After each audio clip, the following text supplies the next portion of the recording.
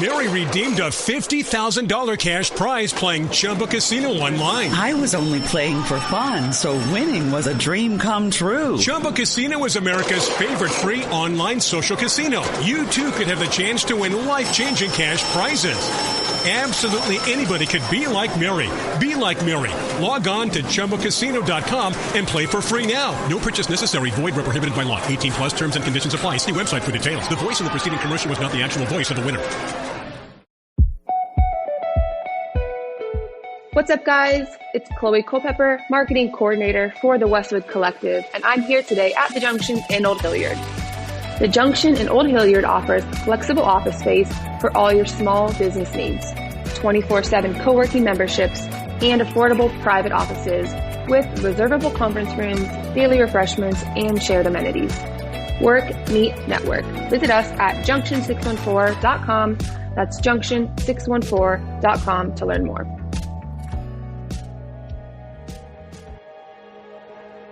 Welcome to the Unscripted podcast. My name's Corby LaCroix, and the song you're hearing right now is called Great and Mighty One, available on Spotify, iTunes, or wherever you get your music.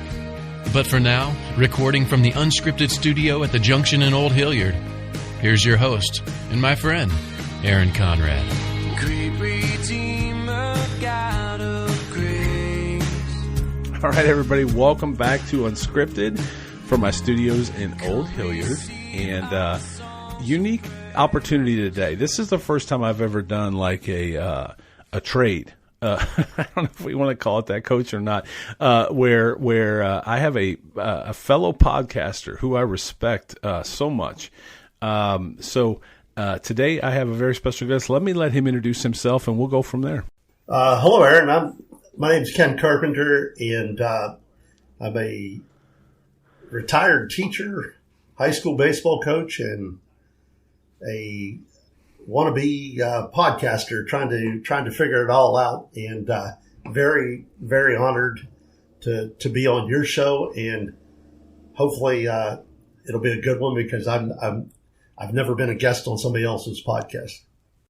Well, I'd say this. I mean, it's so funny. We just did a little pregame, you and I did. And so we're both podcasters. We're both trying to figure this out. We're literally putting the bike together as we ride it downhill in the podcasting world. We are not Joe Rogan or anyone else, but I do love your podcast. You've had amazing guests, myself excluded.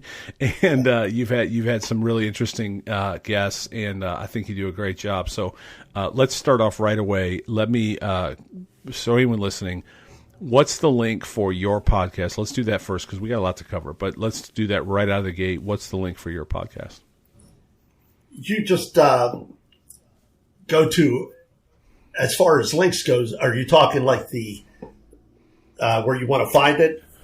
Right. Yeah. Where can they find your podcast? Yeah, it's just Athlete One Podcast, and it's on all platforms, and if you look up anywhere on podcasts, you should be able to find it there.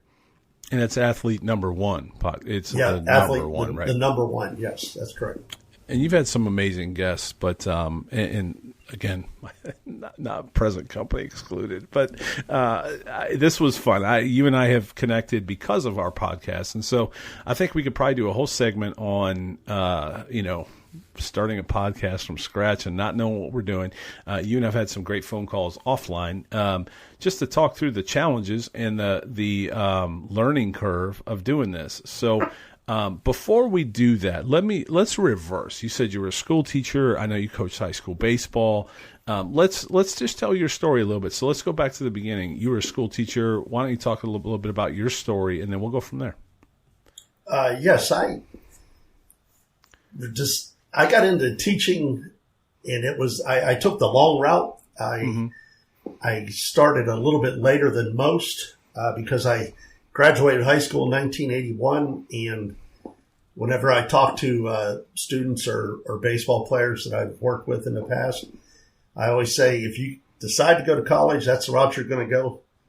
Knock it out as quick as you can, because I ended up graduating from Ohio State in 1996. Okay. And it was a financial thing where I wasn't able to get through it, and I took the long route working for Marriott hotels. I was in the military. I did a lot of different things to try to get there, but it finally happened for me once I met my wife, and she told me that we need to get this done. So, it was her motivation to kick me in the butt and kind of get me going on it, and it ended up working out. Well, I love that. So, so you graduated, then you went into teaching. Is that right? What did you teach? I was a physical education teacher for the past 24 years up until COVID hit. Mm-hmm. And I worked at both Buckeye Valley and Dublin City Schools. Mm-hmm. And I was forced into some health issues came up about 11 years ago, and they pushed me into a situation where I wasn't able to work in the classroom anymore, and it was a tough decision to make, but I had to step away, and now I'm I guess getting disability retirement. Okay. And starting a podcast. And so you took your time and you started a podcast, which has been effective. At the end of the day, we want to put good content into the world. That's obviously the business that I'm building. The backbone of what I do on is content. And you're putting great content into the world, doing great interviews with amazing people. So you coached baseball. Did you play? I assume you played baseball because you coached it. Did you? So let's talk about your baseball journey. Yes, I grew up in Eastern Ohio, Bel Air, and from there I went on and played in college down in Alabama at Huntington College, and then once I graduated from Ohio State, I moved from being a baseball umpire to I got with Tim Saunders at Dublin Kaufman. He offered me a position, and after 1 year as an assistant for Tim, I threw my name in the ring, and I became a varsity head coach my second year. And that was at Buckeye Valley. And from there, it turned into a 25-year career. 25 years, and all at the same place. Did I hear that correctly? You were all at Kaufman then 25 years? No. I went from Dublin Kaufman as an assistant to Buckeye Valley as a head coach. Okay. For, I want to say 14 years, and then 6 years. I'm sorry, 4 years at Dublin Scioto High School. Dublin Scioto. Okay, sorry. Just getting all my facts straight. That's all right. So in that time, you and I talked about this a little bit offline, and we talked about it when. So just so everybody knows, let me pause real quick, and welcome to Unscripted. It's very. I have a podcast. I interview other people. You have a podcast. You interview other people. And you told me this in the pregame.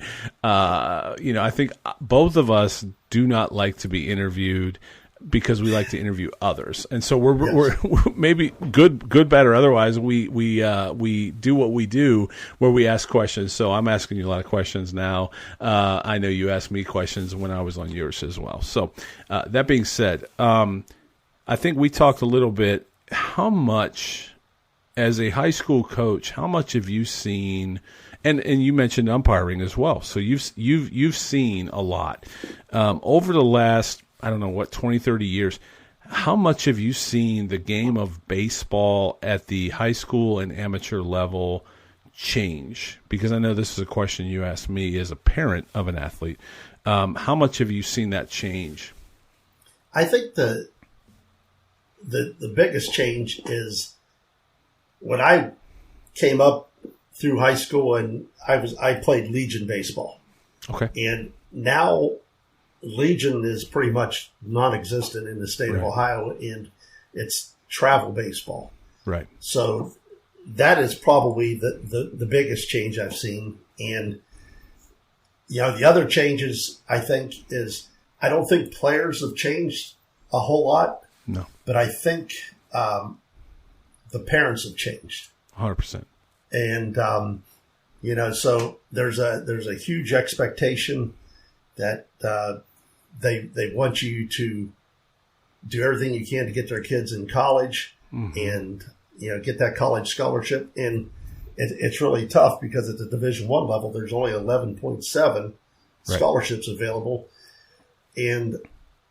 But the thing that I always focus on was the player. And, they go out and they'll give you everything you can ask of them. And, sometimes you have a great season, sometimes you don't. But it's, to me, the most important part is the relationships. And, I just talked to a player that I had years ago that he was a backup catcher for me, Matt Stegner, and he asked me to be in his wedding and had my son, who was very young at the time, as the guy that brought the ring down or whatever. So, awesome. Yeah. Those are the types of things, is I think a lot of coaches that look back on it, that's what you focus on, and not so much how many games you won or lost. Right. I think it's interesting because you said it. I mean, I think websites, rankings, and we could say this about any sport. It's not just baseball. It's just the one that you happen to coach. But, travel teams, whether it's AAU in basketball or baseball, or, again, I'm not picking on a sport. I'm saying how the world has changed. And I know when my son went off to college, I remember telling him at some point while you're sitting in the dugout, just take a moment, whether it's mid-inning or whatever it is, and look to your right and look to your left, because those are the people, those are the guys that are going to be standing next to you at your wedding. So in the middle of that inning, or whenever you do that in that dugout, look to your right, look to your left, because on your wedding day, look to your right and look to your right, and all the guys that are standing next to you are probably the same guys that are going to be in your wedding. I hope that's what we don't ever lose, despite everything that's happening and all the way that this has changed. But I know you mentioned umpiring as well. What have you seen? I know you and I think maybe even exchanged some messages on this. The umpiring thing has gotten a lot of control. As an umpire or a former umpire, how have you seen parents and let me ask you two questions. I apologize. As a coach and as an umpire, how have you seen the temperature of parents attending games change? I think, all the parents are wanting what's best for the players out there, but I think it's even more seen around the world is because of all the video that we have available now. But right. Umpires take a lot of heat, and right. That's probably the reason why the numbers are decreasing in just about every sport, because you're not getting paid a whole lot to do it, and you're taking time away from your family, and then you go out there and you have to deal with people that are upset that you didn't make a call the right way, right, or the way they wanted. And I took it as an umpire, and I was pretty tough on umpires as a coach. Now that I look back on it, I expected a lot, because I really took pride in what I did as an umpire. But probably the scariest moment I've ever seen as a coach was when during a travel game, I had to, I was taking care of my field, and we were hosting a game, and a parent got upset and said he was going to his car and getting his gun. Oh my goodness. And, it's amazing that it's come to that, but, it's not the end of the world if you win or lose a game, right. And that's probably the scariest part about, being a part of any sporting event. And, I posted a picture on my Twitter site of, at a wrestling tournament here in Central Ohio, where a gentleman had a gun sticking out of his pants pocket. Saw that. It's scary, because as an official, they're going to be the ones that are going to get the most heat. And after that, it's the coach, and usually it's about playing time. And it's amazing because we live in just a crazy time, but emotions are high. Before all this, after all this, emotions are high. And I know the great Mark Price, when the Juwan Howard thing happened recently, now there's talk about getting rid of the handshake line after a basketball game. And do they still do those in baseball at the end of the game? Yeah. Yeah, they still do that. But at the end of the day, and I thought Mark said it well, you're leaving a situation where you're in full on, your emotions are high, all those things are running high, and now you got to just leave all that behind real quick and just go shake hands. And I'm not here to say whether that's right or wrong, because we've done it, as long as the sports have been around. But it is an interesting point that, you're asking, especially at the high school level, and parents to walk away from in a very, they're emotional. And I think the stakes are even higher now, because I think you said it a minute ago. The stakes are higher because we're all looking for that scholarship for our kid. And we could probably do a whole episode on that entire world, right? But at the end of the day, a lot of parents are showing up to the game, showing up to the travel on the summer, a high school game, whatever it might be, anticipating that their kid's going to get enough time, enough playing time, enough buckets, enough hits, enough whatever, strikeouts, that's going to get them that scholarship that's whatever. And I don't know. Where do you think – so let me ask you that. Where do you think this went? When did this change? Because you said you played Legion ball. When did this change? I mean, there may not be a specific date, but it may be over time. But how did this start to change to where parents now look at AAU almost an investment, or a travel baseball team or their high school baseball team as an investment into their kids' future scholarship? I think I look back at it and, as a Legion player, I never thought of it that way. And my parents certainly didn't think of it that way. But now with the rankings and everything that's going on and the Twitter and the Instagram and everything that goes on, I think parents really, want so much more for their kid. And, I would recommend getting them a tutor and, spending a couple hours a week perfecting their studying skills, because that's going to get them more of a scholarship than you're going to get in baseball. Right. And, even the great players that you see on whatever team it may be, they're getting a percentage of that 11.7. So, right. Just the status of saying, I have a scholarship, I think it's everybody's expectations are so high, and you can't count on that. And, I think I've heard you talk about it where you said, if you want a scholarship, just be good. Just be good. Right. Yeah. Right. They're going to find you, and, you shouldn't have to pay tons of money to do all of these things. And two of my best players I've ever had, they both got scholarship offers for Division I baseball, and neither one of them played travel baseball. And the second one was picked up because the coach came and saw the first one and also saw him at that same game. Right. And had no idea who he was. So, you just have to be good, and they'll find you. Right. I love what you just said, and I've never ever heard that said before, but it's true. So I'm, as you know, I've talked. I'm 2/3 of the way through getting my kids through the next level. 2 of them are in college now, and my third is just a year and a half away. I guarantee. So anybody listening to this, go to whateveruniversity.com, go to financial aid, and I guarantee you there's a financial aid calculator on their website. For every parent.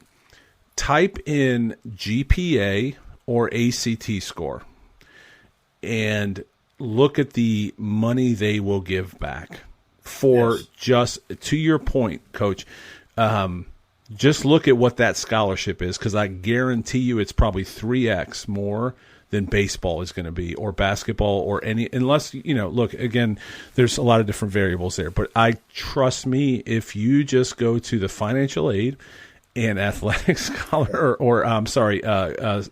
academic scholarship, plug in the number of your kid's GPA or ACT or maybe SAT, whatever it might be, plug that in, and I guarantee you're going to see a number that's way bigger than the one that they're going to get for athletics. Again, I'm not here to say that athletics aren't bad, because that's just an add-on. But to your point, I think that's a great point. I've never heard it put that way. Be really good in the classroom, because you're probably going to get a lot more scholarship for just being a good student and achieving at that academic level. That's great. Yes, and it's also going to carry over to the field or the court or whatever you're going to do. If you're a good student, and you're a good athlete, that's the perfect combination. Hey everyone, my name is Cammie Pranel and I'm the Executive Director for My Unscripted. We hope you are enjoying today's interview. My Unscripted is dedicated to helping others find their voice, passion, and follow their dreams. Our team can help create websites, apps, YouTube channels, podcasts, media, and social content. Whatever your passion and vision, we can help. Our good friend Manny Ahome of Samaritan's Feet once said, "Make sure your dreams and goals are big enough to create room for others to join you." We've created room for you to join us too. Find out more at myunscripted.com. Now let's join Aaron for the second half of today's interview.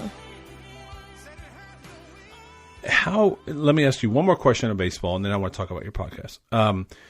When it came to I know there's a new thing now where there seems to be a lot of tension between a kid playing, because they can play for their travel team and middle school team at the same time and all kinds of, but when they get to that high school level, a lot of teams kind of cut off, and then they're just, so let me ask you, when, as a high school coach, that's the tension it seems like now, is a lot of kids are skipping their high school season to play for their travel team, whatever team that might be, or they're playing travel and getting tension because they're not playing for their travel team, or I'm sorry, playing high school and they're not playing for their travel team in those couple of months, or maybe even at the middle school level, that's happening already.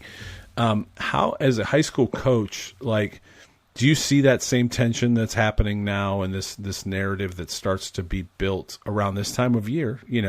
Guys are in practice and whatever.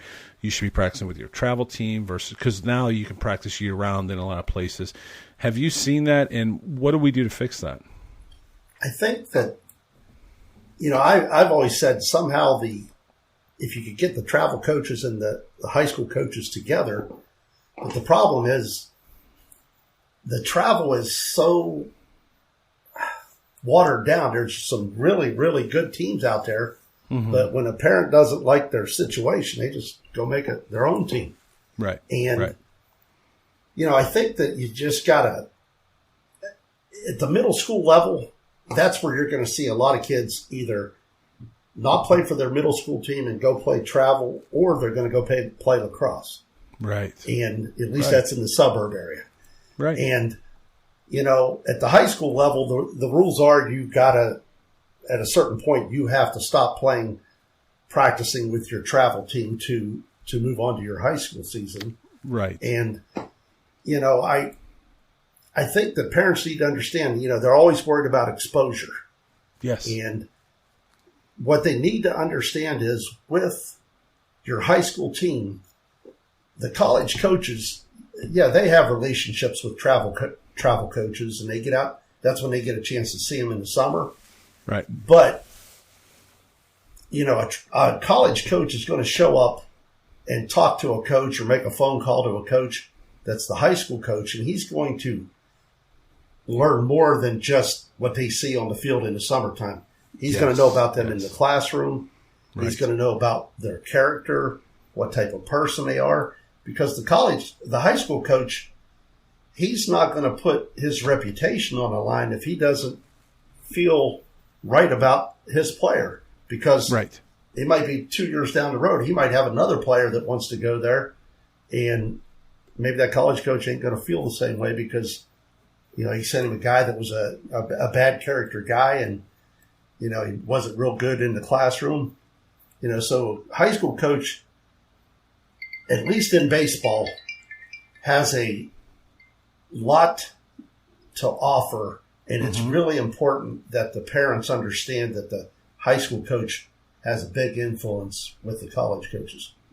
It's important because I think it's been minimized. I think, and I think a lot of times people say, well, we'll play out our high school season, see how we do, but they're all looking towards the summer and the showcase events and all those kind of things. And again, I'm speaking as a parent that's been through that. So certainly not judging by any means any organization or anything like that, or any high school, whatever. I know that that's the path. And I know for us as parents, what I found was you just seem to follow the stream. And it's whether it's this team, this showcase, this website, this, you do what you just think is best for your kid. And before you know it, you're like, how did we get here? And how much are we spending again? Like, this is nuts. So that's why I appreciate the insight from someone at the high school level, because high school still is very important. It's important for your own high school to represent your team. And I love what you just said. That high school coach still has massive influence with the college coaches that will call and say, they pick up stuff in the dugout, what kind of character they have. Like you said, it's much more beyond their batting average. It's what kind of kid is, And honestly, and you might correct me, I don't know, what kind of parents does that kid have? Is that fair to say? I've been, in the dugout with the player, and I've when your field is used as a site for a tournament game, and in the summertime, and you have college coaches come to watch a player, and I've seen coaches scratch people off the list based on what they see the mom and dad doing, right? Because they don't want that coming to their program, right. And it shouldn't be that way, but there's a lot more goes into it because they got 11.7 scholarships at the D1 level, and they're going to be pretty picky about what they're bringing into their program, and parents need to understand that, and it's tough for some parents because it's once you leave the travel circuit and your high school, when you show up on a college campus, coaches don't care. Nope. It's what can you do for me now? Well, not the fact that you were all state or you played for so and so travel team. It's everybody on that team is a pretty high level player. So you got to think of it that way because it's a totally different game when you walk onto a college campus. Who was it? Texas coach. You'll have to give me what Augie was that? Augie Garrido. Yes. Look up Augie Garrido. Understand you're probably going to hear some language, but one of his speeches in the dugout or in the locker room after the game was, "This is my life." Like, to your point, that coach, he doesn't care what you hit in high school. That's his life. That's his livelihood. Yeah. And now, your play, he's going to bring in guys, and that's every coach probably. They're going to bring in guys that are going to, give their best, be the kind of person, the athlete, student, all those things, and not have parents that are crazy, because that's his life. That's his life as a coach. Anyway, we could probably talk all day about coaching and all those different things, but I do appreciate your insight into that. But you have a podcast. And so now you have transitioned now from coaching into a podcast. Let's talk a little bit about Athlete One Podcast. And when did you decide to start the podcast? Well, when I could no longer do the teaching end of things and I was forced into a disability retirement, I sat at home for about a month, and I was, you get so used to doing something. And I thought, I want to stay connected to athletes and coaches, and because it's amazing, I've talked to guys like Paul Maneri, who's LSU Hall of Famer, but it's also the high school coach that, they all have great stories. And they have great insight and great teaching points, and it's amazing what you get from it because it's. I always thought I want to do a podcast, but I really don't want to make it about me. Right. And, I really think that some of the guests I've had on have just been fantastic. And Yep. when you get something, you run into somebody at the store or you get a Twitter thing shot back at you, wow, this guy was great. Yeah. Those are the things that I really enjoy about it because it's about the relationships for me. When did it start? I'm a little over a year into it, and I think I've got 41 episodes out right now. Yeah, and so I'm continuing to work at it, and it's I haven't perfected it by no means, but I enjoy it, and it's if you're looking for something that has to deal with athletics and coaching, I think you'll gain a lot from the guests that I have on because they are phenomenal people. Yeah. And you've had some very interesting guests. Just recently, you had one right around the time of the Olympics. You had someone on. Can you talk about that? And actually, I have a story for you about the most recent guest I believe you had. But can you talk about how do you find your guests as a podcaster? I've heard no a lot in my lifetime. Right. Right. So right. I reach out to people, and sometimes they respond back, sometimes they do, and they say they can't do it. And you'll have the guy like a Paul Maneri from LSU, and he'll say, yeah, I'll do it. And I've had some major league players on, and it's just you just keep trying until someone says they want to be on it, and then I go into research mode and really try to find the stuff that I think that would be beneficial to a listener, and that's when it becomes fun for me. Well, your most recent guest, marathon runner, correct? How many? Yes. How many? What was that story? How many races did he do in a row? He did the equivalent. Matt Scarfo. He did the equivalent of 9 marathons in 9.5 days, and basically running from New Jersey, where he lived, to Washington D.C. Unbelievable. And I commented, I think, something on your socials, but I didn't want to steal. I did 4 half marathons in 4 weekends. Believe it or not, you certainly wouldn't tell it by looking now, but I did 4 half marathons in 4 weekends straight. And honestly, I've never been the same since. So when I saw that this guy did the equivalent of 9 marathons in 9 days, is that what you said? 9.5 days? 9.5 days. I have no idea. And I think he talked about his recovery and some things like that. That's insane. I mean, I used to look back at it like, I'm not sure how I did it, but it's just how, and I didn't even have that plan. It just kind of worked out that way. But honestly, physically, I don't know if I've ever recovered. And maybe I'm just not tough enough. I don't know. But it was a lot on my body. And so for a guy to go out and do that in 9 days is unbelievable. That's the kind of guest that you're bringing in with the kind of insight that it's so, just to give a clarification for the kind of guests that you have. It's amazing.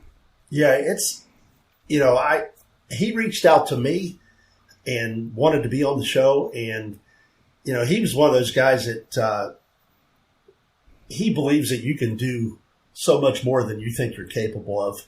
Right. And, his workout routines are crazy, but he puts the whole package together, the nutrition, the lifestyle, everything. So, there's a reason why he's able to do the things he does. But, he is someone that I had no idea who he was. He reaches out to me. I have him on the podcast.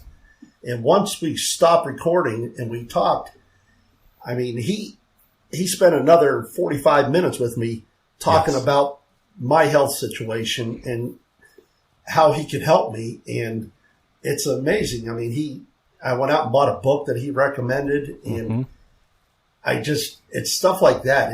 There's so many good people in this world. And when you run into people and you think, wow, this guy's special. And that goes for just about anybody I've had on my show. And it's been so much fun just to listen to the stories they have to tell and the insight they have on whatever sport it is they're coaching or playing in.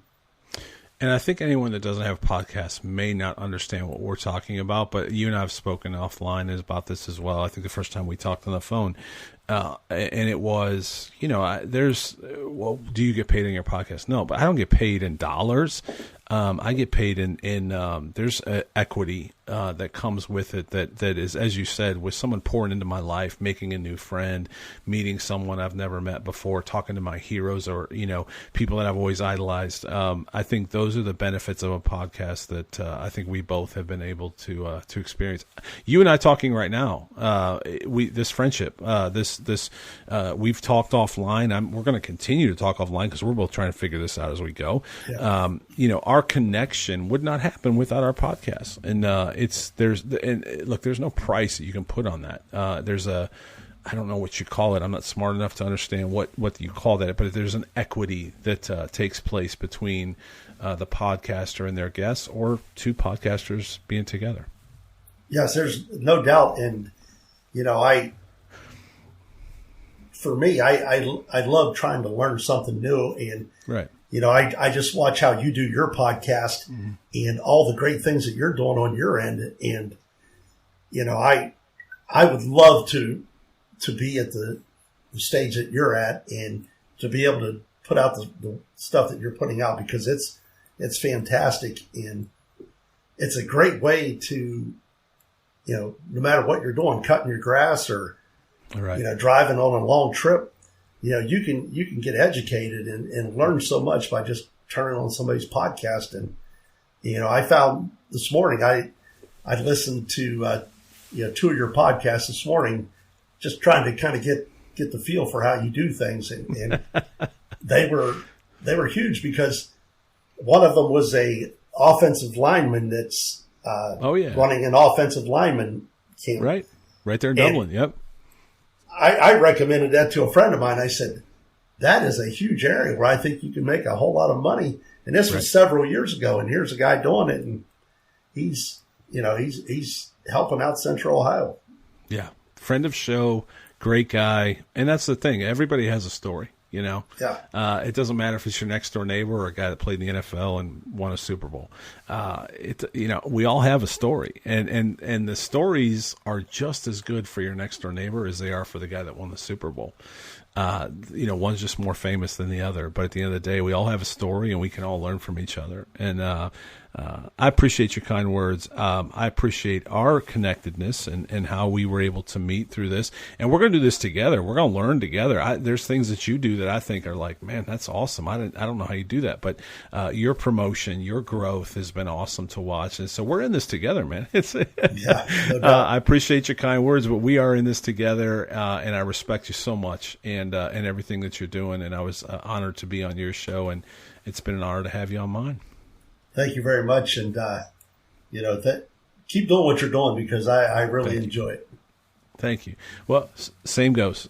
So we have a mutual admiration, and I look forward to many more episodes coming from you. So again, before we log off, what are your links? Where can people find you? What's the place that people can find you best?